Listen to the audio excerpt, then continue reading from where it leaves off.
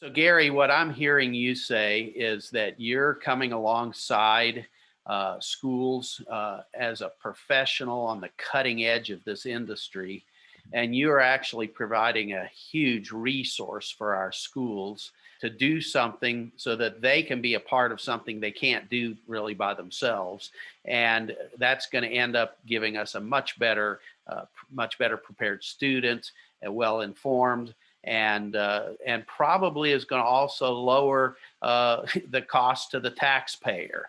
So yeah, so thank you for doing that. Talk to us a little bit more about that.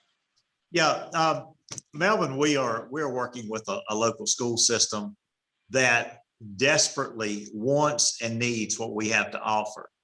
However, the regulatory system within the Department of Education sometimes ties the hands of our school systems and stops them from doing what really they would like to do and what's best for their students and what they need to do.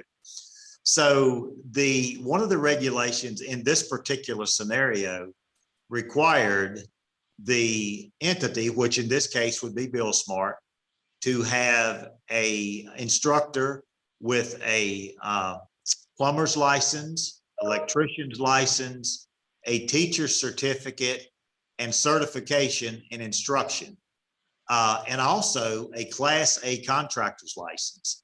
So where could you find such an individual? I don't think they exist in our industry.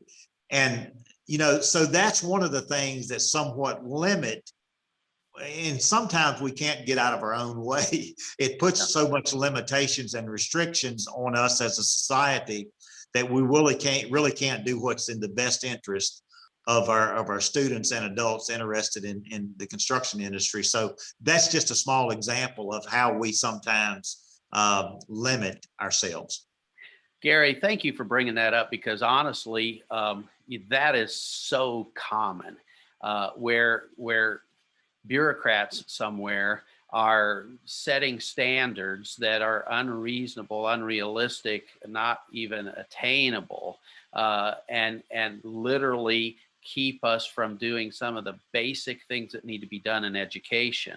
So that is a Class A example of that. So these are the kind of things that parents and educators and legislators need to be looking into. We need to be fixing problems like this and going through and simplifying things so that we can create these kind of cooperative, collaborative endeavors that benefit our students and benefit our societies and communities. So, obviously for those who are listening, here's an example, and I think, many of you will be thinking right now of examples like this that you know of in your own personal life and work experience, schools and so forth. What are those challenges that you are dealing with that keep you from doing the basic things that you need and want to do for your students and your community? Those are things we need to pull together, work together, coordinate, and address with our general assemblies and with our school boards.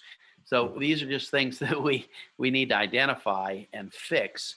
So I appreciate you bringing that forward. Yeah, we're working with legislators and various folks within the school systems and within our public education system to help them see that. I mean, sometimes you can't see the forest for the trees. When you're involved in something and you can't step back from it, occasionally it gets a little bit muddy. So we're trying to help our education system recognize the needs and then fill some gaps where they exist. Excellent. Thank you for doing that. Sure. Yes, sir.